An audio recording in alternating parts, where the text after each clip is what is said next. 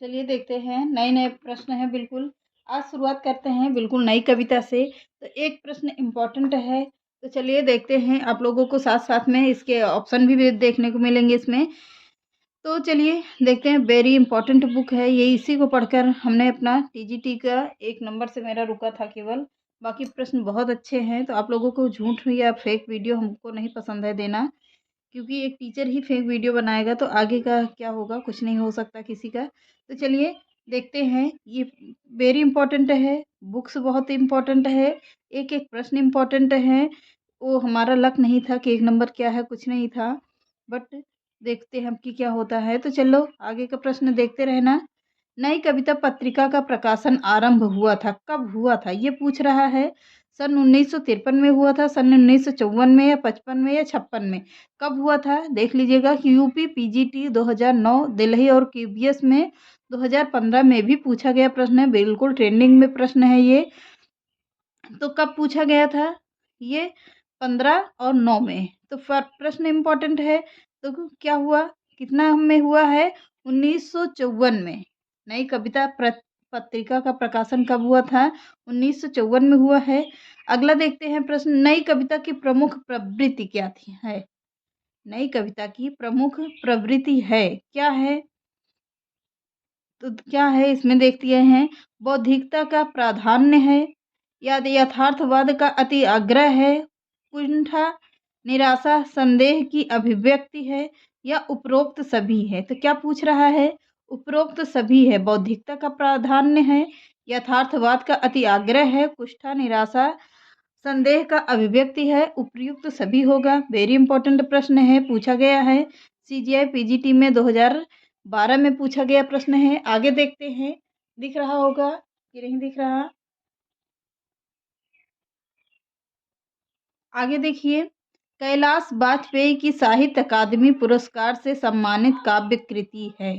कैलाश वाजपेयी की साहित्य अकादमी पुरस्कार से सम्मानित काव्य कृति है। देहांत से हटकर, महास्वप्न का मध्यांतर, हवा में हस्ताक्षर, पृथ्वी का कृष्ण पक्ष। क्या है? हवा में हस्ताक्षर है। सी ऑप्शन है, बिल्कुल इम्पोर्टेंट है। तो आप लोगों को व्याख्या भी इसी में करते हुए चलिएगा। कैलाश वाजपेयी की काव्य हवा में हस्ताक्षर 2009 ईस्वी ईस्वी में हिंदी साहित्य अकादमी पुरस्कार प्रदान किया गया है। कैलाश वाजपेयी की अन्य रचनाएं हैं संक्रांत, देहांत से हटकर, तीसरा अंधेरा, महास्वप्न का मध्यांतर, तथा पृथ्वी का कृष्ण पक्ष। ये सारी रचनाएं किसकी हैं? कैलाश वाजपेयी जी की हैं। आगे का प्रश्न देखिए, पूरा पुरातनता, यह निर्मोक सहन करती न प्रकृति पल एक। यहाँ निर्मोक से अभिप्राय क्या पूछ रहा है? निर्मोक से अभिप्राय क्या पूछ रहा है? सांप के शरीर पर लिपटी हुई केचुली, निष्ठुर आघात, नितांत आवश्यक भार, निक निकंपापन। क्या होगा? तो क्या पूछ रहा है? काफ़ी दिन से प्रैक्टिस नहीं दिया था आप लोगों को, हैबिट छूट गई है थोड़ी बहुत, बट हम खुद करते हैं, इसलिए आप लोगों को भी करवा रहे हैं। UP PCS degree college exam में 2008 में पूछा गया प्रश्न है। पुरातनता का निर्मोक, सहन करती प्रकृति एक पल, यहाँ निर्मोक से अभिप्राय सांप के शरीर में लिपटी हुई केचुली से है। अर्थात पहला ही ऑप्शन सही मारा। इसमें ऑप्शन लिखा हुआ है लेकिन आपको लोगों को व्याख्या देना है, तो इसलिए इसमें पूरा व्याख्या भी देते हुए चल रहे हैं। आगे देखिएगा, आगे का प्रश्न, इसमें से इनमें से साठोत्तरी कवि कौन है? यानी कि 60 कविता में एक कवि कौन सी है? 60 कविता की एक क्या थी, 60 कविता इकट्ठी लिखी गई थी, तो उसमें के कवि कौन है? उसमें 60 कवियों होंगे। तो जयशंकर प्रसाद, हरिऔध, आलोक धनवा, शांति प्रिया द्विवेदी। ये भी एग्जाम कब पूछा गया है? 2013 में पूछा गया है, डिग्री कॉलेज एग्जाम में पूछा गया है। आलोक धनवा साठोत्तरी कवि आलोक धनवा द्वारा रचित प्रथम काव्य है। दुनिया रोज बनती है, जनता का आ, आदमी, गोली दागो पोस्टर, कपड़े के जूते हिंदी की प्रसिद्ध कविताएं हैं। तो कौन सा होगा? सी ऑप्शन बिल्कुल सही ऑप्शन है, आलोक धनवा पुस्तक है। अगला देखते हैं, आगे का प्रश्न, शंबुक वध के रचनाकार हैं कौन है? धर्मवीर भारती हैं, जगदीश गुप्त हैं, भारत भूषण अग्रवाल हैं, प्रभाकर माचवे हैं। तो कौन है? जगदीश गुप्त हैं। जगदीश गुप्त शंबुक वध के रचनाकार। अब इनकी पूरी डिटेल देख लेते हैं। शंबुक वध के रचनाकार जगदीश गुप्त हैं। जगदीश गुप्त द्वारा रचित काव्य संग्रह है नाव के पांव, शब्द, दंश, हिमबंध, युग्म, छंद, सती, आदिम, एकांत। पूरी रचनाएं वेरी इंपॉर्टेंट है। किसकी है? शंबुक वध की। तो वेरी इंपॉर्टेंट रचना है, इसको पूरा देख लीजिएगा। किसकी है? जगदीश गुप्त जी की है। अगला देखते हैं। नवगीत दशक के संपादक हैं कौन है? राम दशरथ मिश्र हैं, शंभुनाथ सिंह हैं, उमाकांत मालवीय हैं, सोम ठाकुर हैं। तो अगले देखते हैं इनके बारे में पूरा डिटेल। नवगीत दशक के संपादक शंभुनाथ सिंह हैं। शंभुनाथ द्वारा रचित गीत संग्रह है रूप रश्मि, माता, भूमि, छायालोक, उदयाचल, दिवालोक, जहां दर्द नीला है, वक्त की मीनार पर। ये सभी रचनाएं किसकी हैं? यह रचनाएं सभी किसकी होंगी? तो शंभुनाथ सिंह की रचनाएं हैं। सातों रचनाएं बिल्कुल ध्यान से देख लीजिएगा। ये सातों रचनाएं पूछी जा सकती हैं, तो इसको हाइलाइटर कर दे रहे हैं, आप लोग देख लीजिएगा फटाफट से या स्क्रीनशॉट ले लीजिए। इनमें से कौन सा कवि नकेववाद से जुड़ा है? नकेनवाद से कौन सा कवि जुड़ा हुआ है? केसरी कुमार, केदारनाथ सिंह, नरेश मेहता, केदारनाथ अग्रवाल। तो कौन जुड़े हुए हैं? कि नरेश मेहता जी जुड़े हुए हैं। आगे देखते हैं। अब इनके बारे में थोड़ा सा देख लेते हैं। इनकी रचनाएं कौन कौन सी हैं? नवीन विलोचन शर्मा केसरी कुमार और नरेश के प्रथम अक्षरों पर आधार मानकर नकेन बनता है। प्रबंधवाद व प्रवर्तन नलिन विलोचन शर्मा ने 1956 में प्रकाशित नकेन के प्रबंध संकलन से किया है। इनका पूरा ज़्यादा इम्पोर्टेंट नहीं है, फिर भी चलिए एक नज़र मार लिए थे, कोई बात नहीं।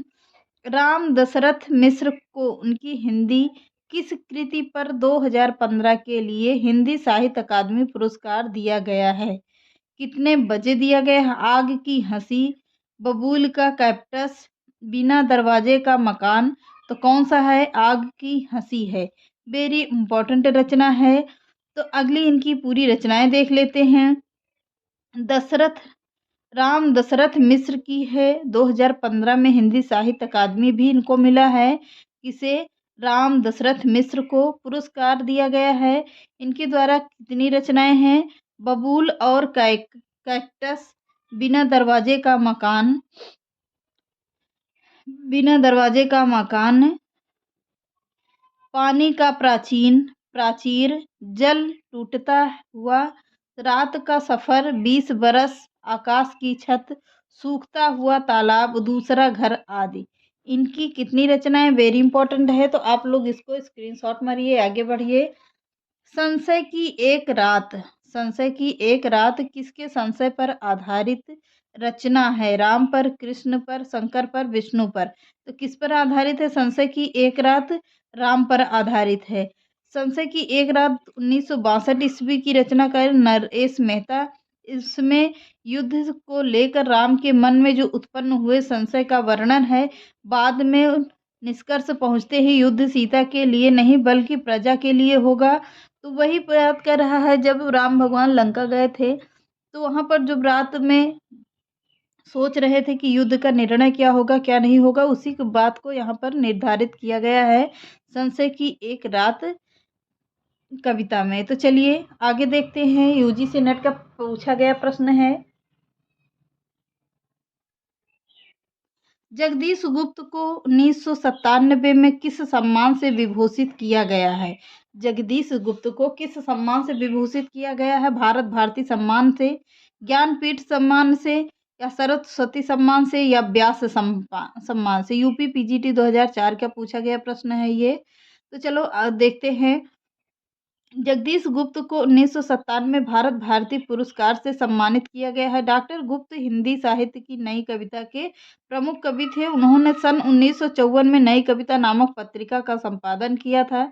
अब इनकी रचनाएं कौन कौन सी हैं? नाव के पाँव हैं, शब्द दंश है, हिम बिंद है, युग्म है, छंद सती है, गोपा गौतम है, बोधि वृक्ष है, संबूक आदि। डॉक्टर गुप्त की अन्य प्रमुख काव्य कृतियां हैं। इतनी कृतियां किसकी हो गई? डॉक्टर गुप्त की हो गई, यानी जगदीश चंद्र गुप्त की हो गई। आगे देख लेते हैं, निज के ही उन्मादक परिमल के पीछे धावित हो कर वक्तव्य का तात्पर्य है। अब इनसे अब रिलेटिव देख ले, ऑप्शन देखिए। अपने से बेगाना हो जाना, मादक पदार्थ सेवन से प्रदंत हो जाना, पगलाए फिरते रहना, अपनी ही अंतः शक्ति को ना समझ पाने में व्यर्थ भटकना। तो यही ऑप्शन बिल्कुल राइट ऑप्शन होगा। आगे देखते हैं, इसमें ऑप्शन कोई महत्वपूर्ण नहीं है। लुकमान अली किसकी काव्यिक रचना है? मणि मधुकर की है, लीलाधर जगूड़ी की है, सौमित्र मोहन की है, मंगलेश डबराल की है। तो किसकी होगी? सौमित्र मोहन जी की बुक है ये। तो काव्य रचना है। आगे देखते हैं, इनकी पूरी और रचनाएं देख लीजिए। लुकमान अली सौमित्र मोहन की काव्य रचना है। इनकी काव्य कृतियां हैं निषेध, पहचान, चाकू से खेलते हुए, जबकि मंगलेश डबराल ने पहाड़ पर लालटेन तथा लीलाधर जगूड़ी ने नाटक जारी किया था नामक काव्य कृति है। इतनी काव्य कृति किसकी हो गई? लुकमान अली जी की हैं। आगे देखते हैं, निम्नलिखित में से एक कथन असत्य है। प्रयोगवाद के जन्मदाता तार सप्तक के प्रकाशन के साथ माना जाता है। प्रयोगवाद में प्रयोग को इष्ट नहीं साधन माना गया है। प्रयोगवादी कविता हंसोन्मुख मध्यवर्गीय समाज के जीवन का चित्र है। नई कविता प्रयोगवाद की विकसित रूप नहीं है। तो कौन सा है? बिल्कुल डी ऑप्शन सही है। आगे देख लेते हैं, प्रतिबंध कविता के जनक हैं श्याम परमाल हैं, अरुण कमल हैं, प्रभाकर माचवे हैं, परमानंद श्रीवास्तव हैं। दिल्ली केबीएस में पूछा गया प्रश्न है ये। तो कौन माने जाते हैं? डी ऑप्शन बिल्कुल सही है। प्रतिबंध कविता के जनक परमानंद श्रीवास्तव जी हैं। निम्नलिखित लेखकों में व्यंग्यकार कौन है? मोहन राकेश हैं, कन्हैयालाल मिश्र, प्रभाकर हैं, बेढब बनारसी हैं, पांडे बेचन शर्मा, उग्र जी हैं। उग्र बिल्कुल इनका उपनाम याद कर लीजिएगा, उपनाम से बहुत पूछा जाता है। प्रभाकर किसके नाम से हैं?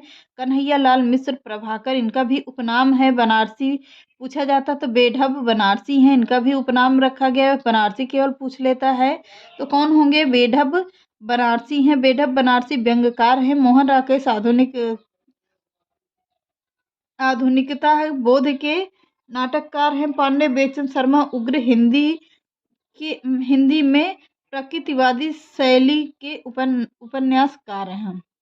आगे देख लेते हैं, निम्नलिखित में से कौन सी विशेषता नई कविता की नहीं है? क्षणवादिता, बौद्धिकता, अतिशय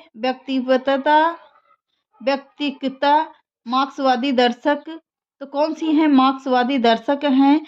आगे इनकी भी कोई इंपॉर्टेंट इंफॉर्मेशन नहीं है। आगे देखते हैं, अब अगला देखते हैं 18 प्रश्न।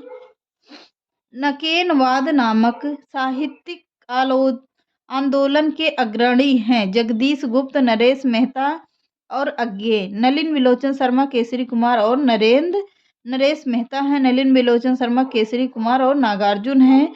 तो कौन होंगे? नरेश मेहता, केसरी कुमार और निर्मल वर्मा है। तो कौन होगा? बी ऑप्शन बिल्कुल सही है। नलिन विलोचन शर्मा, केसरी कुमार और नरेश मेहता जी हैं। बिल्कुल ऑप्शन सही है। आगे का देख लेते हैं, मंगलेश डबराल की रचना है जख्म पर धूल, पहाड़ पर लालटेन, सुनो कारीगर, सुदामा पांडे का प्रजातंत्र। तो कौन सा ऑप्शन बिल्कुल सही है? पहाड़ पर लालटेन। अब अगला देखते हैं, मंगलेश डबराल की पहाड़ पर लालटेन। इनकी अन्य प्रकाशन देख लेते हैं, वेरी इंपॉर्टेंट है इनकी। सुदामा पांडे का प्रजातंत्र, कल सुनना मुझे, संसद से सड़क तक, का से कबूतर, सुनो कारीगर, उदय प्रकाश की रचनाएं हैं। तो इतनी रचनाएं इंपॉर्टेंट हो गई। आगे देखते हैं, कविता की तीसरी आंख के रचनाकार हैं शेर जंग गर्ग, मृदुला गर्ग, प्रभाकर क्षत्रिय हैं। इनमें से कोई नहीं, तो प्रभाकर क्षेत्रीय हैं। तो अब इनकी एक रचना वेरी इंपॉर्टेंट है, काल यात्री की कविता। इनकी अगली रचना है काल यात्री की कविता, वेरी इंपॉर्टेंट रचना है। तो चलिए आगे देख लेते हैं, सॉरी दिख ही नहीं रहा था।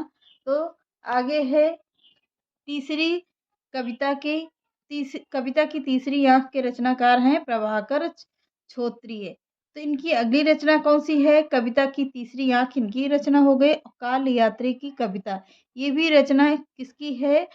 तो प्रभाकर क्षोत्रिय की है। तो चले आज हो गए 20 प्रश्न, आगे मिलते हैं आगे के प्रश्नों के साथ। धीरे धीरे इसका कंटिन्यू करेंगे, इसमें टाइम बढ़ाते रहेंगे। तो चलो आगे का वीडियो बने रहिएगा।